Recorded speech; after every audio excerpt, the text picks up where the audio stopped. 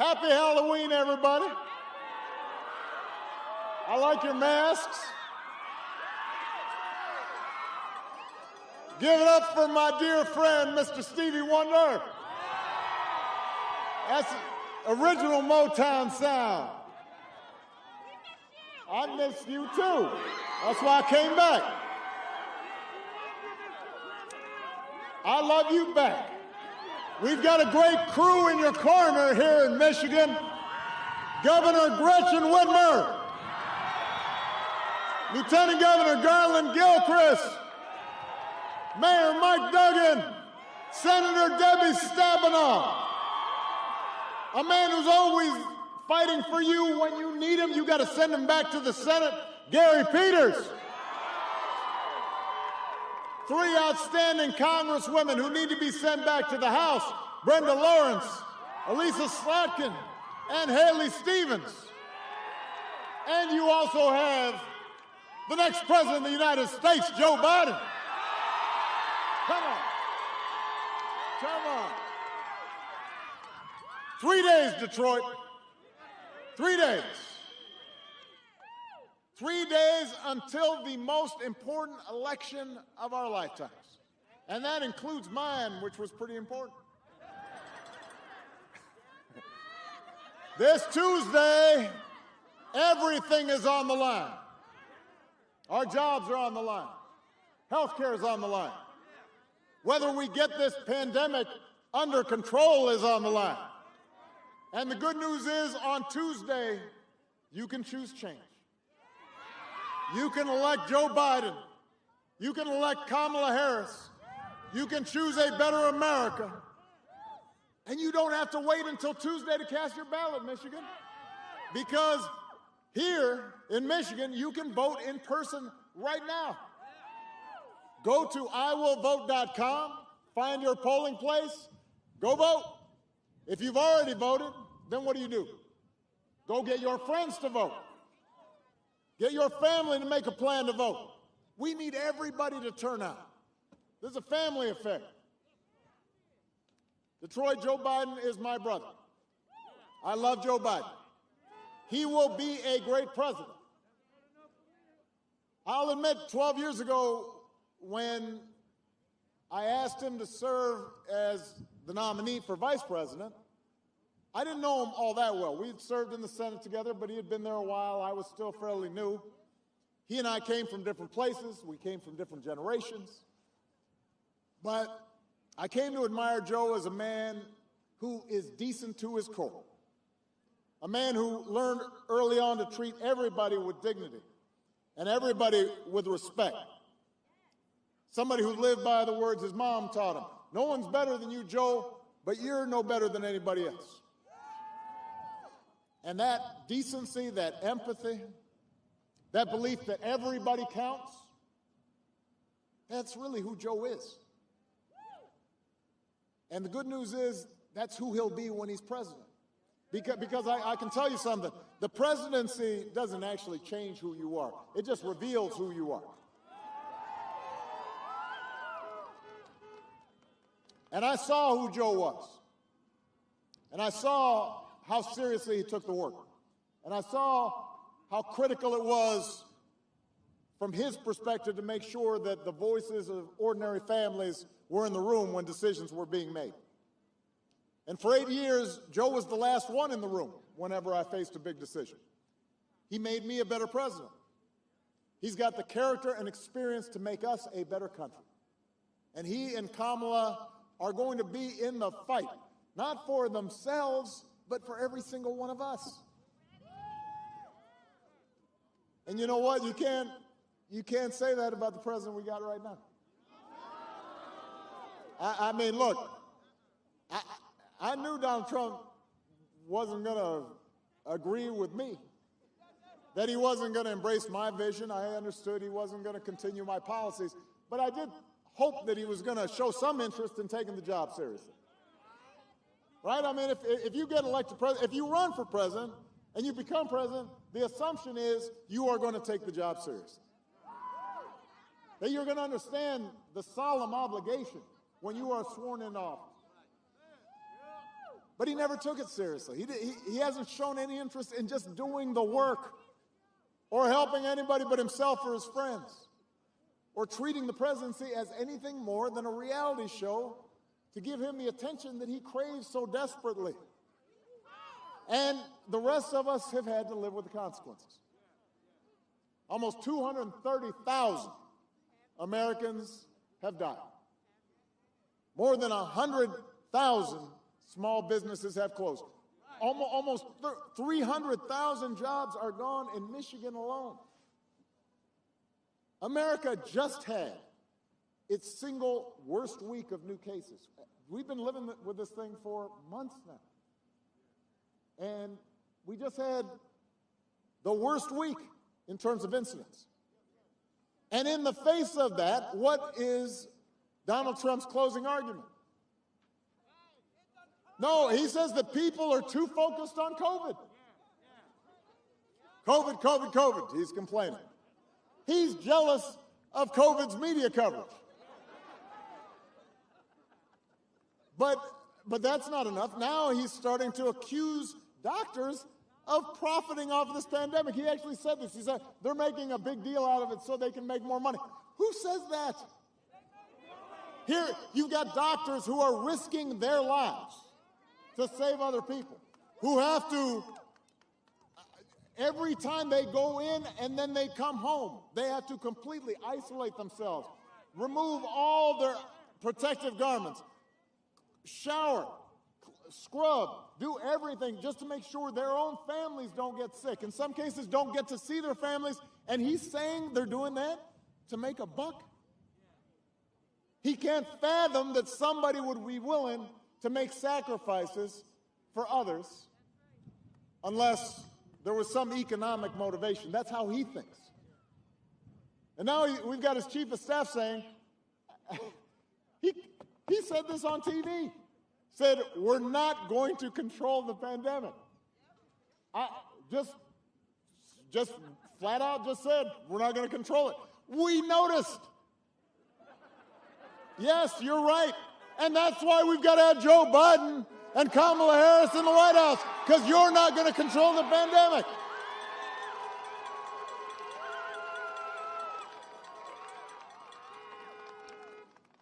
They just got kind of like I guess I'm dating myself. You guys remember Mad Magazine? The older people do. Remember, and then you had Alfred E. Newman.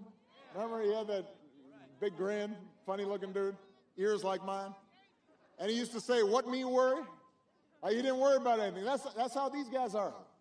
Why should I be worried? The same way, you remember when Republicans were saying, let Detroit go bankrupt. You remember that? And now they might as well just be saying, let America get COVID. It's not our problem. You're exaggerating it. That's what they are literally saying every day.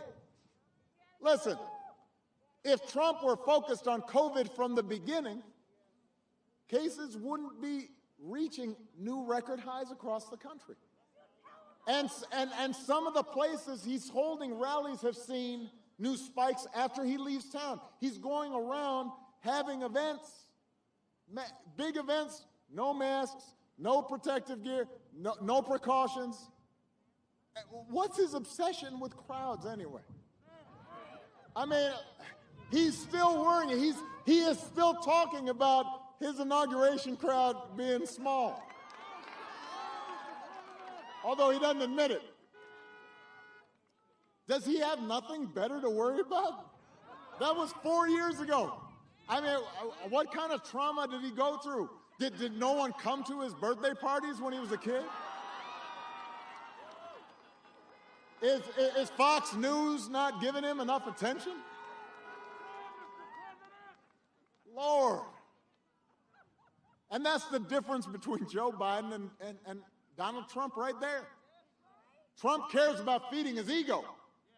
Joe cares about keeping you safe and your family safe and getting this country moving again. And that's why you've got to make sure that every single one of you vote. Look, this pandemic would have been challenging for any president. But this idea that somehow this White House has done anything but completely screw this up, well, the facts say otherwise. Canada, right across the way. Used to be you could go there, remember? Can't go right now. Turns out this administration was building a wall to keep us in by bungling this pandemic.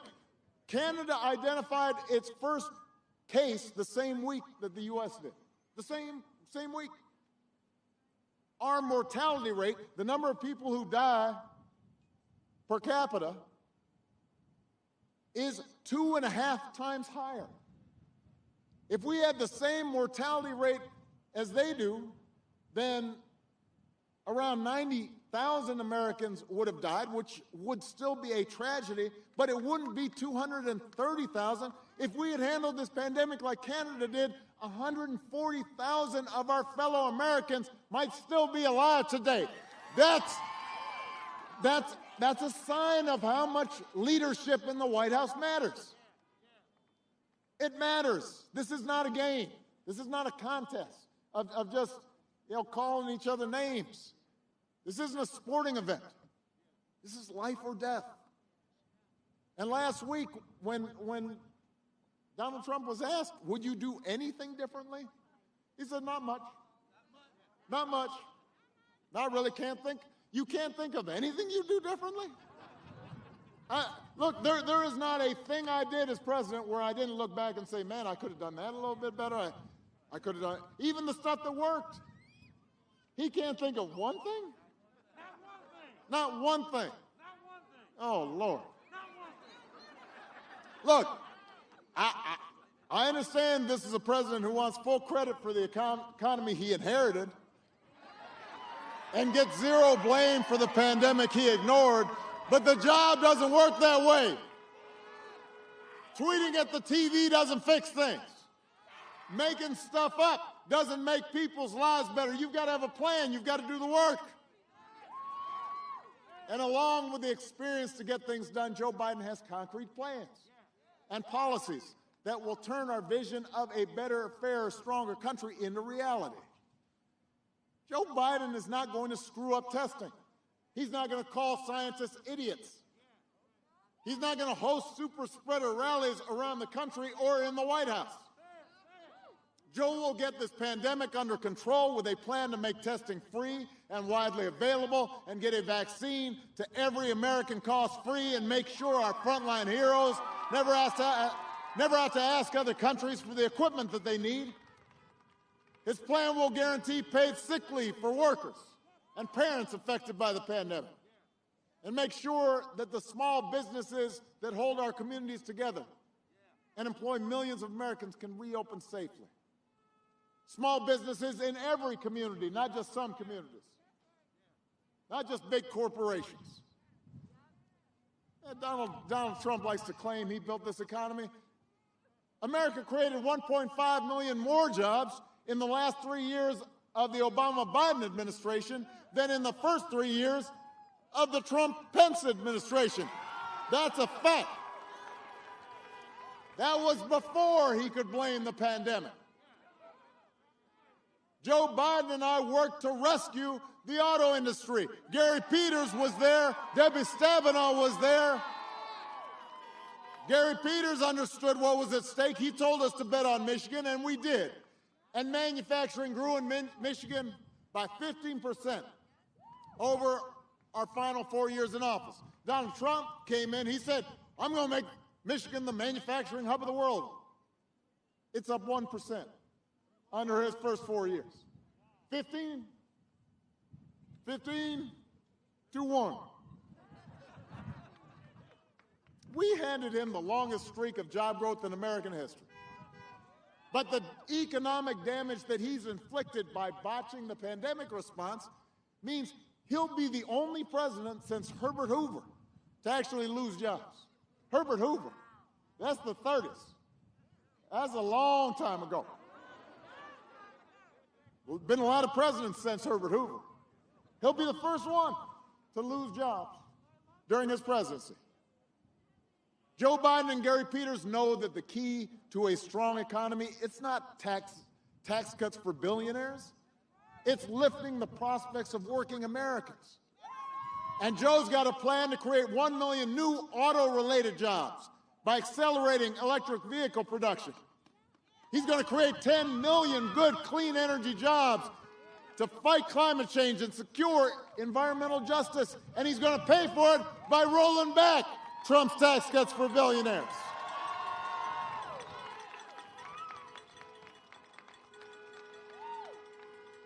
Joe Biden sees this as a moment not just to get back to where we were. He wants to build on the progress we made during our administration, and he wants to take it further. He wants to make long overdue changes so that our economy actually works for everybody, makes life a little easier for everybody. The waitress trying to raise a kid on her own. The student trying to figure out how to pay for next semester's classes. The shift worker always on the edge of getting laid off. The cancer survivor who's worried about her pre-existing conditions protections being taken away. Love you, appreciate you. I really do.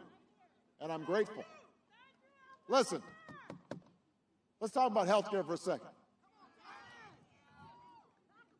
Republicans love to say right before an election, they'll protect your pre-existing conditions. Right? Joe and I actually protected them 10 years ago with the Affordable Care Act. We didn't get Republican votes, not one. And Republicans have tried to repeal or undermine the Affordable Care Act more than 60 times.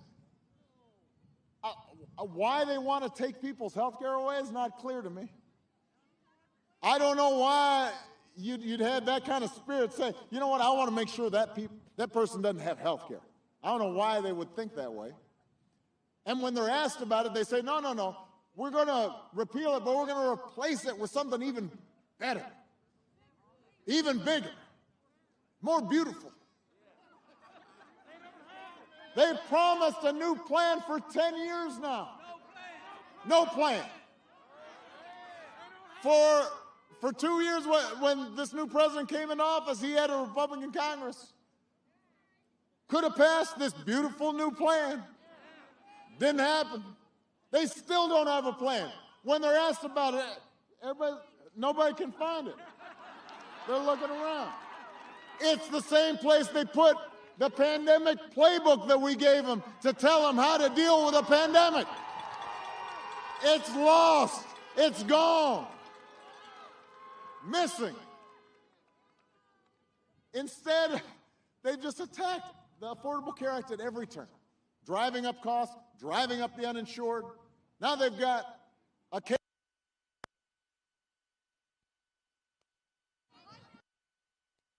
Chairman. Here.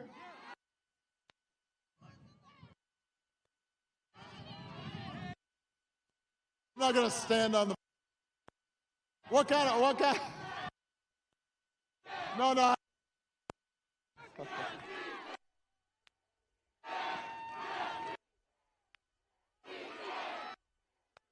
That. Can you hear the mic? Charge on the mic.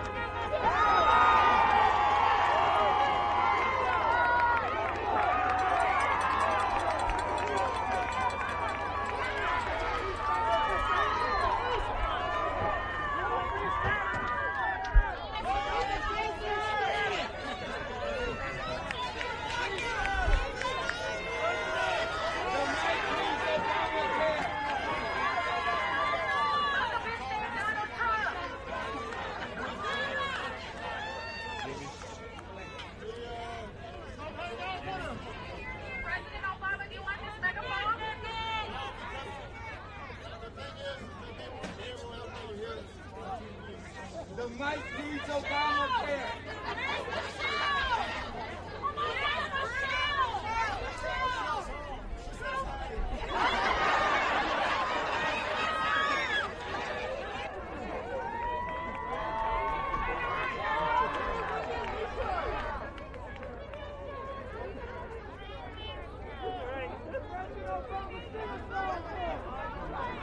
Shout out to all the Detroit healthcare workers.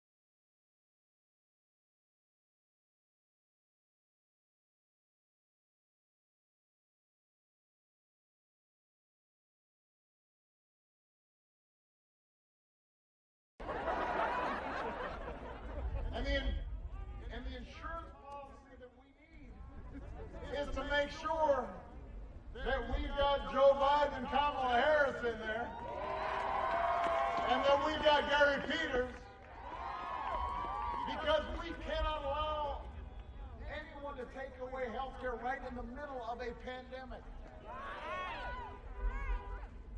They may try to get the Supreme Court to take away your health care and just have an empty promise to take its place. You've got Mitch McConnell pouring millions of outside super PAC dollars into Michigan to try to beat Gary Peters. But Detroit, Joe and Kamala and Gary will protect your health care. They will expand Medicare. They'll make insurance more affordable for everybody. And they'll make sure that our health care workers and our frontline workers have the protections they need. If you vote. Now here's one other thing that's important. You know, Joe and Kamala, when they're in the White House, you won't have to just think about them every day. They won't be trying to get your attention every day.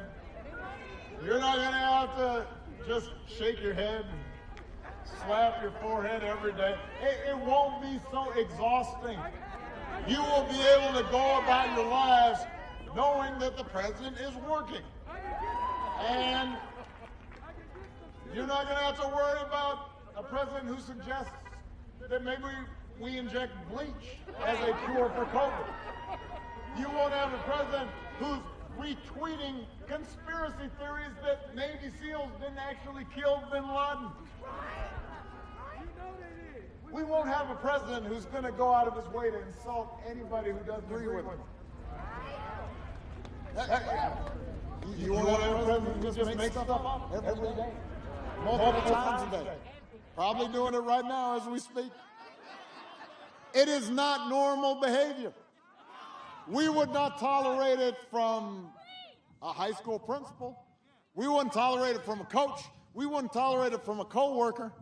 Can you imagine if you were working for somebody and they just lied every day? At a certain point, you'd be like, you know what, we would fire him.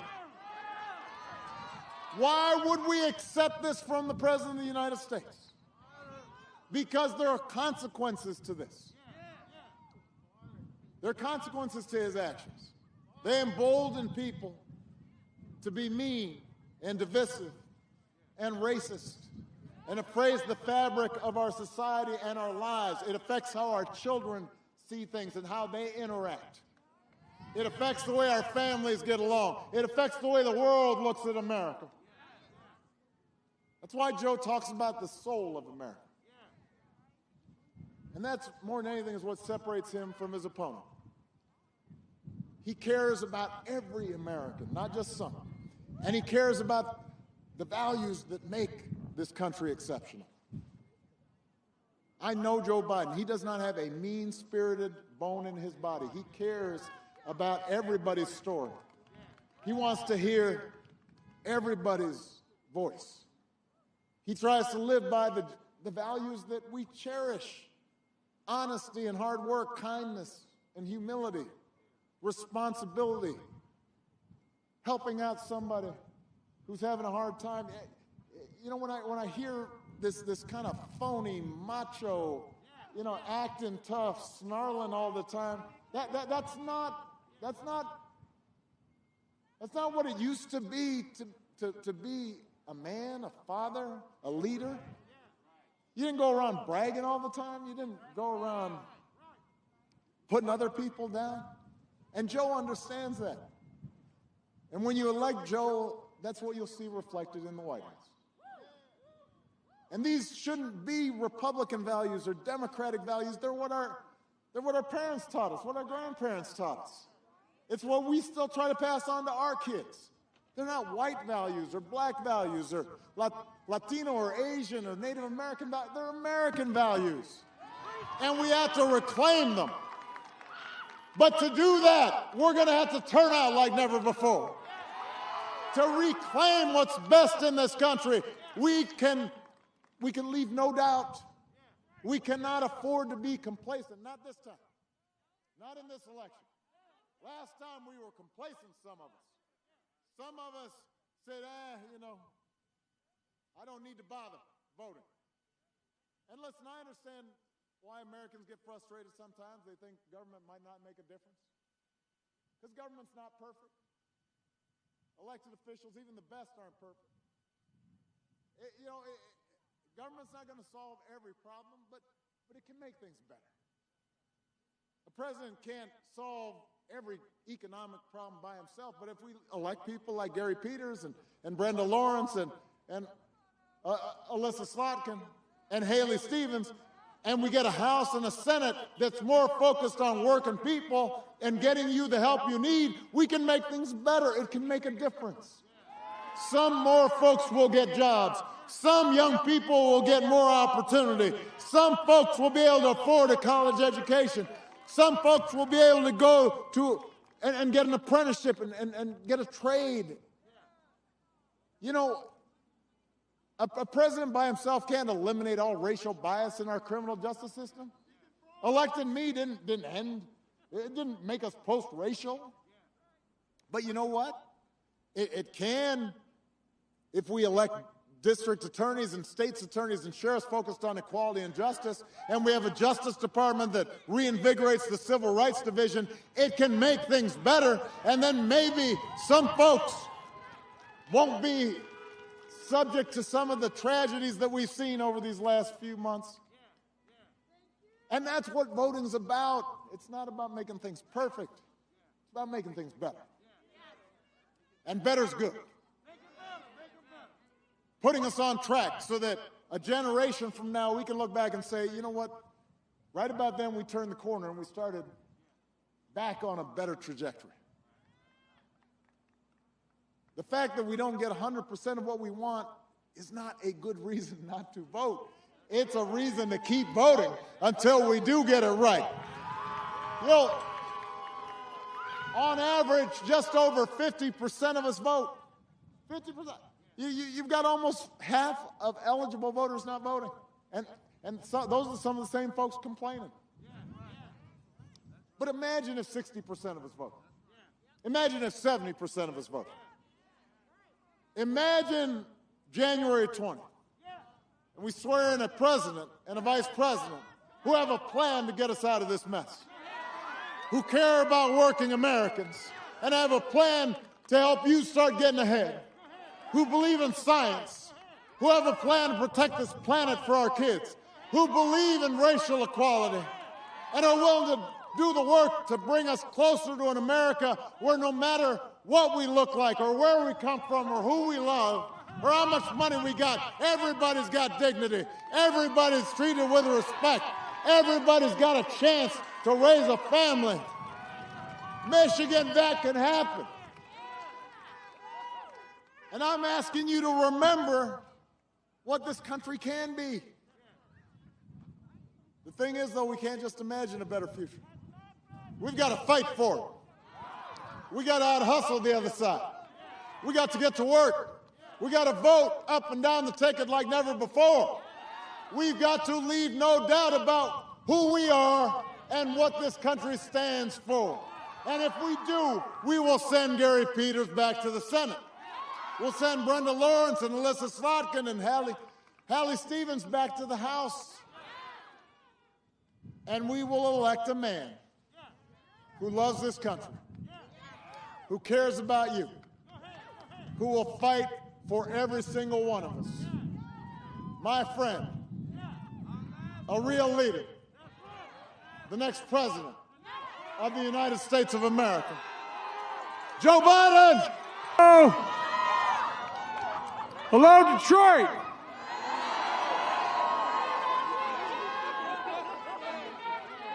It's good to be with so many friends.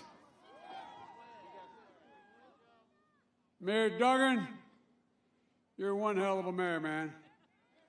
Spent a lot of time with you.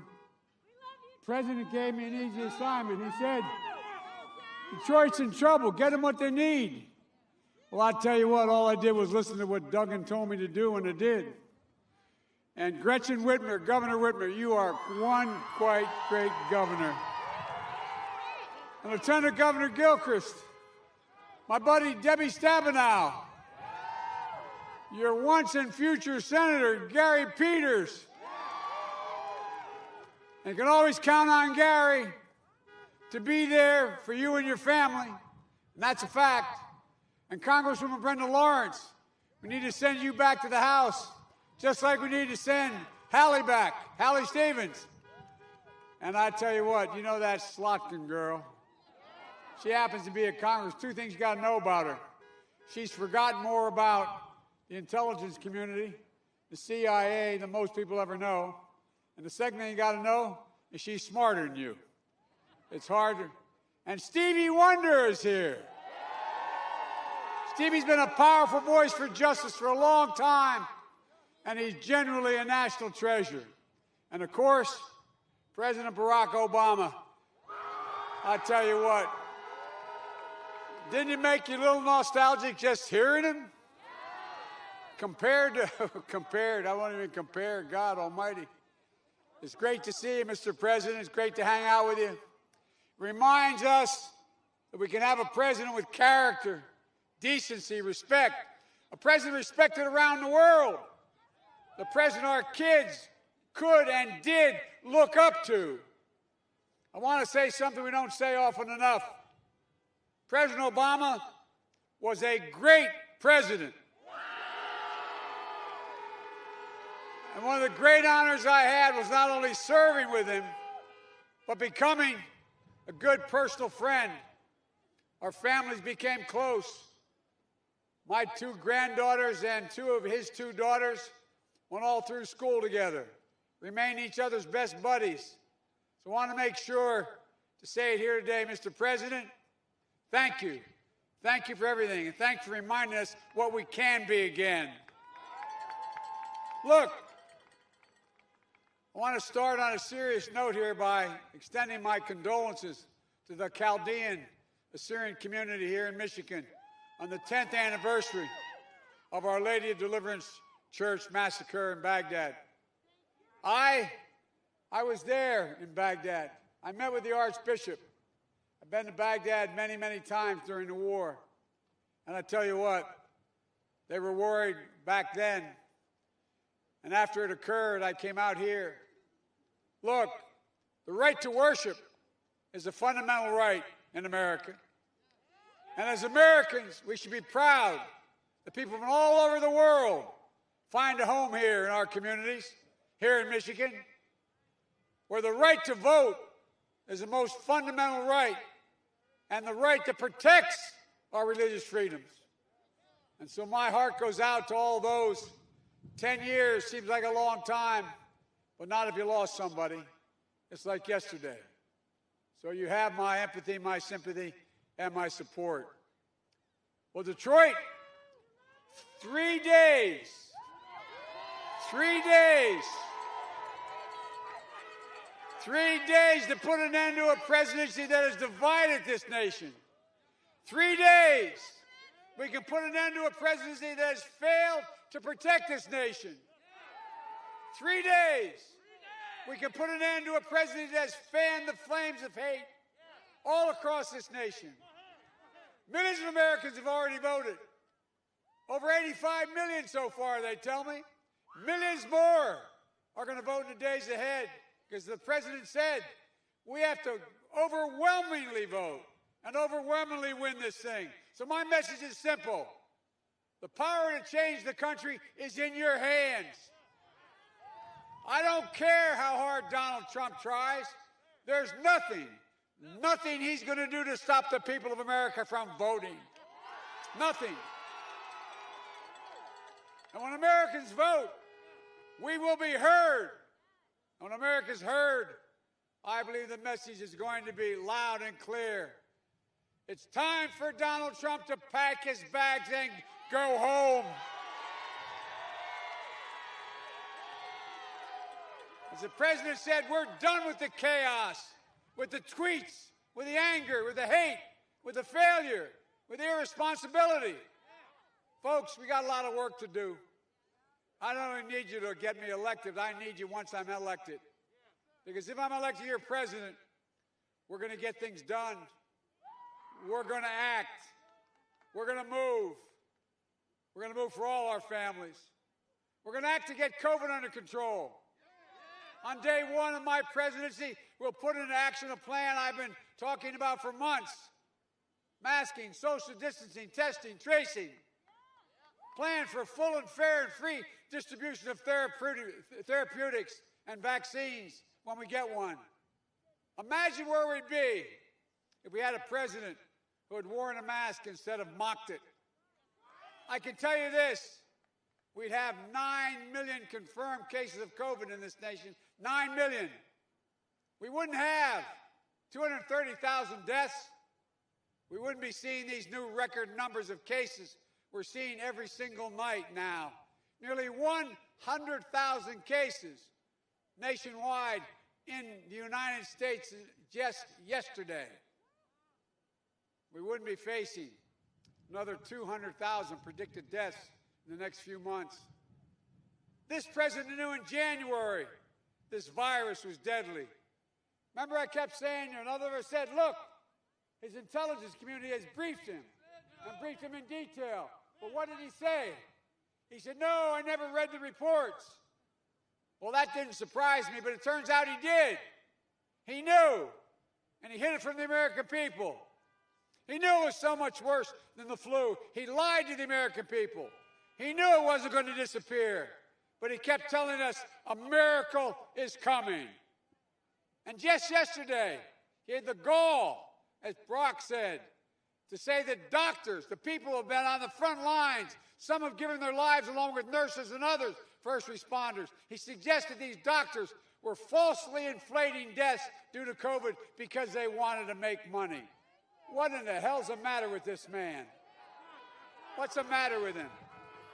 Look, the people of this nation have suffered and sacrificed for 9 months, and none more so than our doctors on the front line, our healthcare workers. And this president is questioning their character, their integrity, and their commitment to their fellow Americans. It's more than offensive. It's a disgrace, especially coming from a president who's waved the white flag to this virus. Our frontline health workers have given all their best to beat this virus. And many of them have died. But they have a president, we have a president, that's given up. I'll never raise the white flag of surrender. We're going to beat this virus. We're going to get it under control. And the first step of beating this virus is beating Donald Trump. Look, Trump keeps telling us what a great president he is. The stable genius, as you know. Well, did you know President Obama and I helped create more jobs, as he said, in the last 3 years of our administration than he did in the first year, three years of his, before the pandemic? Or how about this? Did you know Donald Trump is going to be the first president, as the president said, in 90 years, is going to finish his 4 years with fewer jobs under his leadership than when he started? That's a lot of presidents, man. A lot of crises. But only Trump is going to have fewer jobs at the end of his presidency than at the start. Look, you see, I understand something Donald Trump doesn't. Wall Street did not build this country. You did. People like my parents. Ordinary working people in this country. And unions built the middle class. That's a fact. Back when the economy was on the brink in 2009, when Detroit was on its back, Barack and I bet on auto workers. My dad was an automobile man. And over the objective of many, including Vice President Pence, we stepped in and rescued the automobile industry and saved at least 1 million jobs. But what you may not know is Congresswoman Hallie Stevens was on that task force to make sure we got it done. Look, where I come from, I believe we should be rewarding work, not wealth in this country. Work, not wealth. Under my plan, if you make less than $400,000, I guarantee you're not going to pay a penny more in taxes. But if you make more than that, the wealthiest, biggest corporations, the 91 Fortune 500 companies that paid zero income tax, you're going to start paying your fair share. Folks, why should a firefighter, an educator, a nurse pay a higher tax rate than a billionaire? That's a fact, by the way. You're a nurse. If there's any angels in heaven, they're all nurses, male and female, man.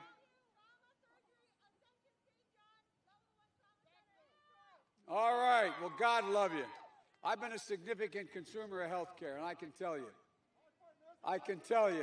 the fact of the matter is that this is God's truth. Doctors let you live. Nurses, male and female, make you want to live. They make you want to live. That comes from a guy who spent a lot of time in the hospital with 2 cranial aneurysms, a few other problems.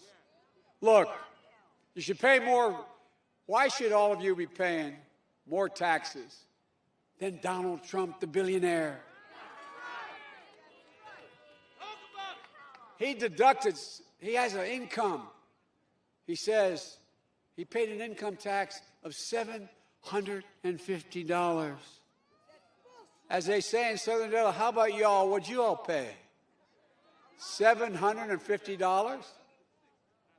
My Lord. And remember when he was asked about why I only paid that much? He says, because I'm smart. He knew how to game the system. Well, guess what, Mr. President? I'm coming for you.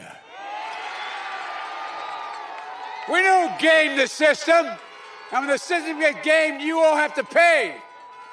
It's not right. It's not fair. And we're going to act. We're going to act to protect health care. Trump and the Republicans have jammed through a Supreme Court nomination. And you know why? One reason: to destroy the Affordable Care Act, to rip it out. If they get their way, 100 million Americans will lose protections for pre-existing conditions, including more than 4 million people here in Michigan. Donald Trump thinks health care is a privilege. Barack and I think it's your right. I'll not only restore Obamacare, we'll build on it. You can keep your private insurance, or you can choose a Medicare-like option in the plan we're putting together. We'll increase subsidies and lower your premiums and deductibles, out-of-pocket spending, reduce prescription prices by 60%. The way we're going to do it is the wealthy are going to start paying their fair share so we can make sure you get a fair deal. We're going to make sure we keep the protections for people with pre-existing conditions. Meanwhile, Social Security. The actuary of the Social Security Administration said if Donald Trump says, and he said he's going to change Social Security if he gets reelected, he said if his plan goes through, it would bankrupt Social Security in 2023, by 2023.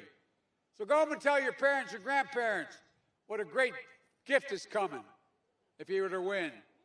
I'll protect Social Security, Medicare, and Medicaid. But folks, nothing worse to me than the way he's spoken about those who have served in uniform and those who have died. He called them losers and suckers. Well, my son, Beau Biden, won the Bronze Star, the Conspicuous Service Medal, spent a year in Iraq. He wasn't a loser. He was an American patriot. And I mean it. Just like your sons and daughters, your parents and grandparents. The president likes to portray himself as a tough guy, the macho man. But when was the last time you saw a president of the United States literally being laughed at by the world leaders at the United Nations when he got to speak? The entire UN laughed at him. When's the last time you saw a president of the United States attend a NATO meeting being openly mocked by the leaders of the NATO countries, making fun of him? Tough guy, my word. And you can believe we have a president who's Vladimir Putin's puppy? Putin put bounties on the heads of American soldiers in Afghanistan. Trump spoke to him 6 times since he knew about that, and he's too scared to challenge him. Donald Trump is not strong, he's weak. He commands virtually no respect on the international stage. This is a president who not only doesn't understand sacrifice, he doesn't understand courage, physical courage, that it takes to wear that uniform. Maybe that's why 6 of his generals in his administration, who worked in the administration and since left, said he's unfit to be commander-in-chief of the United States military. That's why Joint Special Operations Commander Stanley McChrystal, Commander Special Operations Command, who oversaw bin Laden's raid, Admiral Bill McRaven, and 22 other 4-stars have endorsed me, saying they'd be honored to have me as their commander-in-chief. That's why, because they know I will have the backs of the military wherever they are. Folks, look, folks. Well, by the way, you're right. The gentleman says, what about the 545 kids who were kidnapped? That's why I announced immediately on day one, I'm setting up a special commission. We're going to find those kids, and we're going to unite them with their parents. We're going to make sure their parents are together. What a total embarrassment. My God. That's why we have to support our military. That's why we have to vote for them. Look, folks, we will act to meet the climate crisis as well. The stable genius calls it a hoax. By the way, today he said he is I think he said perfect physical specimen.